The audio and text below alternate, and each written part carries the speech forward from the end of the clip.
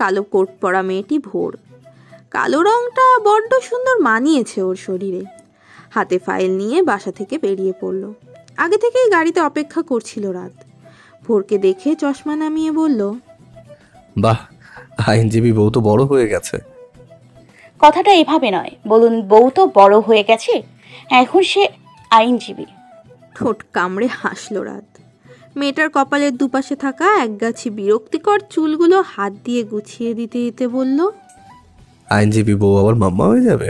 ভাবা যায়, বাচ্চা একটা মেয়ে কোলে পিঠে করে মানুষ করলাম, সে আবার মাম্মা হবে? কোলে পিঠে করে মানুষ করলেন মানে? ভোরের দাঁত কিরমির দেখে খল বলিয়ে হেসে উঠল রাত, যার ফলে মেয়েটার অভিমান আর রাগ মিলেমিশে নাম না জানা কিছুতে পরিণত হয়। ছেলেটার গলা চেপে ধরে বলে, মেরে দিব একদম। বহু আগেই মেরে দিয়েছিস রে পাগলি, স্পর্শ করে দেখ এই যে বুকের বাঁ পাশটা মৃত। ধ্যাত! রাদের বুকে কিল বসিয়ে হাসল ভোর।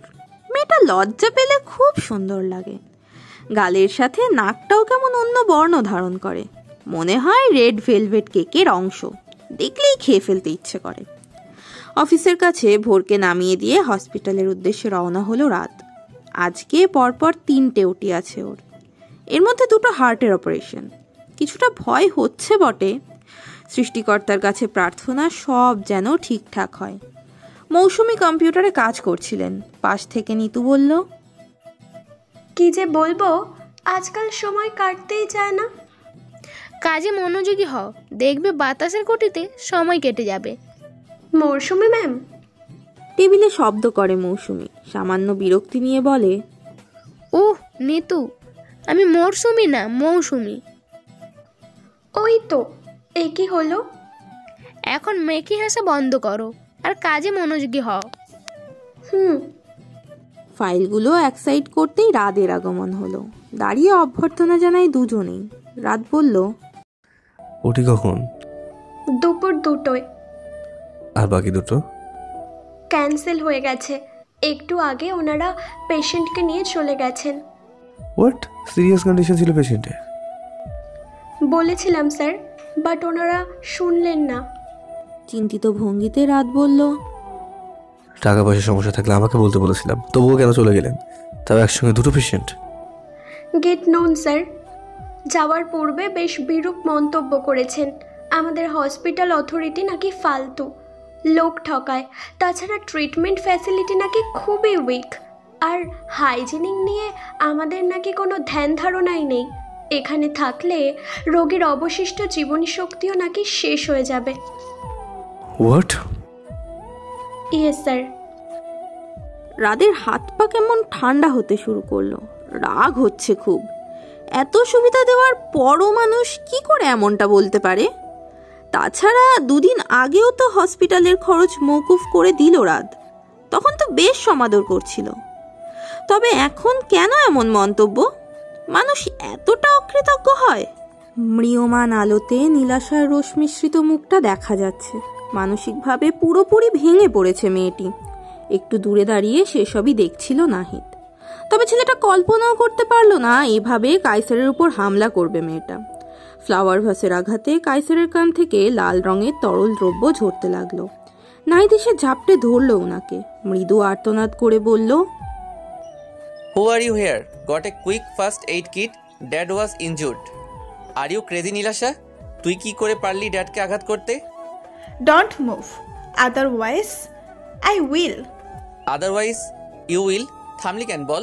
তুই তোর দা ভাইকে আঘাত করবি, মার, কর আঘাত, তবুও এমন পাগলামি করিস না। তুমি চিন্তা করো না।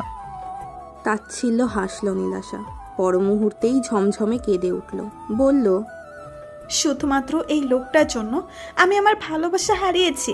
তোমরাই বলো রাত, আমাকে কি করে মানবে? ওর তো বউ আছে, এটা তো সত্য।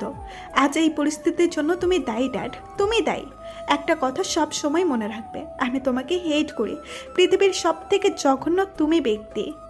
তড়িৎ গতিতে ঘর প্রস্থান করলো নাহিদ। এক মুহূর্ত স্থানে থাকতে চায় না ও। চোখের সামনে নিজের বিধ্বস্ত হওয়া পরিবারকে দেখে চলেছে প্রতিনিয়ত। এই সব কিছুর জন্য খুব বড় মূল্য চোকাতে হবে রাতকে।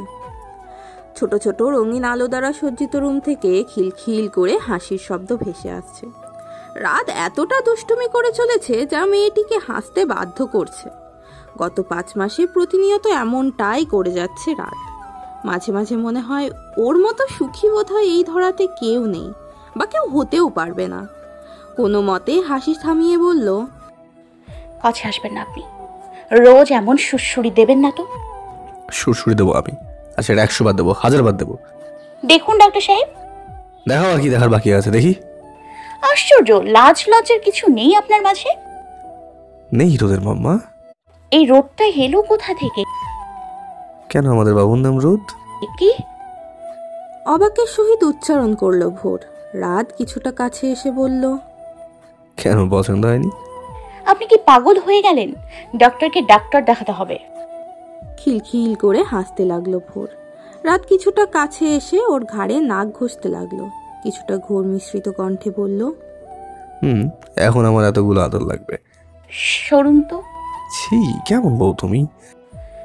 ভালো বউ আমি। ভালো বউ বুঝি বরকে কাছে আসতে দেয় না? দেয় না। আচ্ছা, তাহলে এবার জোর খাটাতে হবে দেখছি। বরাবরের মতোই শক্তির জোর খাটালো রাত।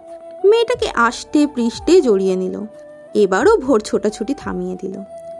লম্বা একটা শ্বাস নিয়ে রাদের গলায় মুখ গুজে দিল। ছেলেটার গা থেকে গোলাপের নির্যাসের মতো সুবাস নাকে এসে লাগছে। কি মাতাল করা চাহনি, ওর কাছে আসার অস্পষ্ট আহ্বান। ভোরের আঙুলের ফাঁকে আঙুল দিয়ে খেলতে লাগলো রাত। কিছুটা ঝুঁকে মেয়েটার কানে ফু দিল। শিহরণে জেগে উঠল ভোরের প্রতিটি শিরায়। মাদকময় কণ্ঠে রাত বলল, তোমাকে দেখলেই আমার খেয়ে ফেলতে ইচ্ছে করে ভোর। আমি যেন চাতক পাখির মতো অপেক্ষা করে থাকি কখন আমার হৃদয়টা পরিপূর্ণ হবে। এই জীবনে তোমাকে কাছে পাওয়ার তৃষ্ণা কখনোই মিটবে না আমার। আমি যে তোর রোদ মাদ পাগল হয়ে গেছি। তুই কাছে থাকলে এত সুখ সুখ কেন লাগে রে? এভাবে বলতে হয় না, জানেন না আমার লজ্জা হয়। ভোরের লজ্জার কারণ যেমন রাত, ঠিক তেমনি ওর লজ্জার নিবারণও হয় রাদের মাধ্যমে। ঠোঁট কামড়ে হাসলো ছেলেটি। ধীরে ধীরে মেয়েটির মাঝে ডুবে যাচ্ছে। এত ভালোবাসার পরও কেন কম মনে হয় সব? প্রণয়নের দহনে যে রোদ্দুর সৃষ্টি হয়, তাতেও কেন মনের তৃষ্ণা মেটে না? মনে হয় আরও চায়, আরও চায়। সত্যি বলতে ভালোবাসায় চাওয়ার কোনো সীমা থাকে না। এর প্রখরতা প্রতিনিয়ত বেড়েই চলে। যার জ্বলন্ত উদাহরণ ওরা দুজন। রামিসার সাথে হাতে হাতে কাজ করছিল ভোর। সিঁড়ির কাছ থেকে মেয়েটাকে নানাভাবে ইশারা করে চলেছে রাত। তবে একটি বারও তাকাচ্ছে না মেয়েটি। পূর্ণ মনোযোগে রান্না করে চলেছে, ঠিক যেন 150 বছরের একটি রমণী। 1000 খানেক কষ্ট নিয়ে ডাইনিংয়ে এসে বসলো রাত। শার্টের হাতা ঠিক করতে করতে ইফতিহারও যোগ দিলেন। বেশ কিছু গুরুত্বপূর্ণ বিষয় নিয়ে পরামর্শ করা হলো। ডাইনিংয়ে খাবার পরিবেশন করে রামিসা ও ভোরও বসলো।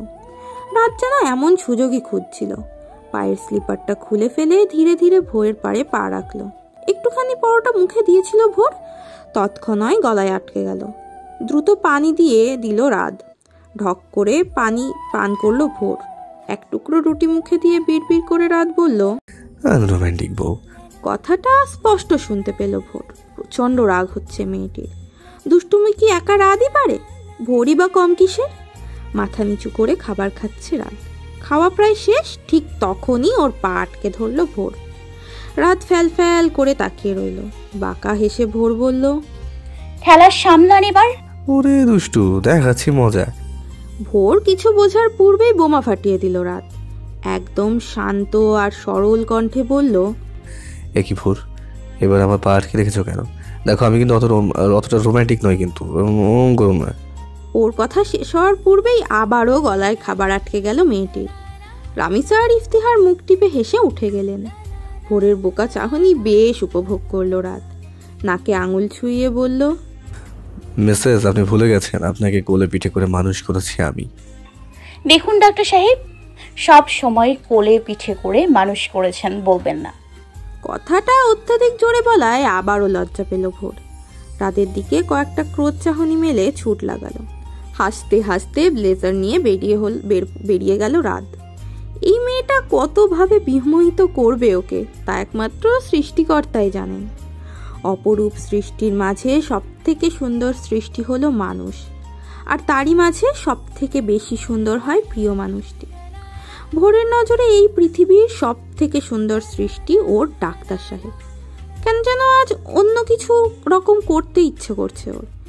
ঘন কালো কুচকুচে আধারে ডুবে আছে চাঁদটা, আকাশে কিছু মেঘের আভাস, হালকা বিদ্যুৎ চমকাচ্ছে, সাথে ফুরফুরে বাতাস। এমন নজর কাড়া অদ্ভুত পরিবেশ সর্বদা পাওয়া যায় না। সত্য বলতে কিছু কিছু আধার সুন্দর হয়, যেমন ওর জীবনে আধার না আসলে কখনোই রাত নামক রোদ্দুরও পেত না। আনমনেই হেসে উঠল মেয়েটি। পুরো রুম জুড়ে শতেখানেক মোমবাতি জ্বালিয়েছে, যার আলোতে অদ্ভুত সুন্দর লাগছে রুমটি। এমনিতেই বেশ গোছানো ভোর, তার উপর অত্যধিক যত্ন নিয়ে সাজিয়েছে রুমটা। শেষ মোমটা জ্বালানোর সময় ওর ফোন ভাইব্রেশন হলো।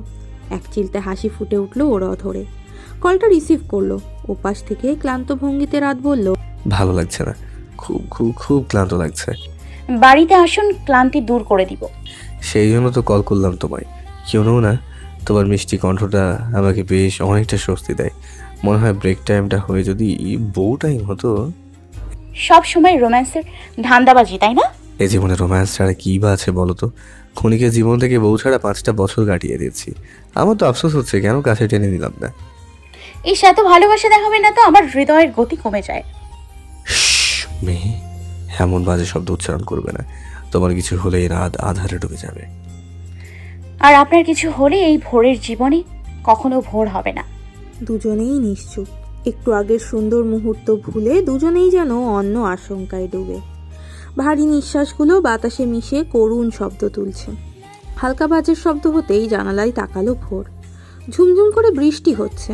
আনমনেই মেয়েটি বলল, আমার না খুব ইচ্ছে হচ্ছে আপনার বুকে মাথা রেখে শক্ত করে জড়িয়ে বৃষ্টি মাখতে।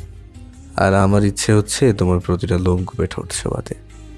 হ্যাঁ এই ভোর, বলুন। এই বুকে ডুবে যাবে প্লিজ। আমি অশান্ত হয়ে যাচ্ছি। ধারালো কিছুর আঘাত অনুভব হয় সবসময়। মনে হয় আমি কিছু হারিয়ে ফেলবো। এমন বলবেন না প্লিজ, আমার কষ্ট হয়। এখন সব কথা বাদ, দ্রুত আসুন, সারপ্রাইজ দিব। সারপ্রাইজ? আগে হসপিটাল থেকে ঘুরে সোজা বাসায় আসছি। আজ কিন্তু অনেক ভালোবাসা হবে। আচ্ছা হবে, রাখছি এখন। এই কল কেটো না। কল কাটলো না ভোর। রাত লম্বা করে দম নিয়ে বলল, I love you. I love you too. মৃদু হাসলো রাত। ফোনটা টেবিলের এক সাইডে রেখে চেয়ারে গা এলিয়ে দিল। মনটা বেশ আনচান করছে মেয়েটার সারপ্রাইজ দেখার জন্য। হসপিটাল থেকে গাড়ি নেওয়ার জন্য পার্কিংয়ে পা রেখেছে রাত। তখনই একটি মেসেজ আসলো, you are finish doctor Iftihar Raat. যেটার ভ্রু কুঁচকে গেল। ফোনের স্ক্রিনে ম্যানেজারের নাম দেখা যাচ্ছে। কল রিসিভ করতেই ম্যানেজারের হন্তদন্ত কণ্ঠস্বর শোনা গেল, হোয়াট? আমি এখনই আসছি। পার্কিং থেকে ছুট লাগালো রাত। ভেতরটা খচখচ করছে। এই কোন আধার নেমে আসলো ওদের সুখময় রোদ্দুরে? অফিসারের সাথে তর্ক করে যাচ্ছে রাত। রাগে মুখের পেশিগুলো ফুলে যাচ্ছে। নিজ ব্যক্তিত্ব হারিয়েছে ছেলেটা। এমন অসামাজিক অভিযোগ করলে কোন মানুষটাই ঠিক থাকতে পারে? পুরো হসপিটাল থম মেরে গেছে। অফিসার শান্ত কণ্ঠে বললেন, আমি দুঃখিত স্যার, বাট আপনাকে অ্যারেস্ট করতেই হবে আমাদের। বাকিটা আদালতে সিদ্ধান্ত নেবেন। Are you crazy officer? আমাদের হাতে কোনো উপায় নেই স্যার। এরই সাথে আপনার লাইসেন্স বাতিল করা হবে। রাতের মাথাটা ফেটে যাচ্ছে। অফিসার রাতকে অ্যারেস্ট করে নিয়ে গেল। কথাটা ভোরের কানে পৌঁছতেই মেয়েটা ধপ করে বসে পড়ল। রামিসা দুহাতে আগলে নিল ওকে। চিৎকার করে উঠল ভোর। রামিসাকে জড়িয়ে কন্দ্রণরত অবস্থায় মেয়েটি বলল, আম্মু, আমাদের বেবির আগমনের কথা জানাতে পারলাম না ওনাকে। বলতে পারলাম না ছোট ছোট হাত পা আসার কথা, নরম তুলতুলে শরীরের খিলখিল হাসির শব্দ।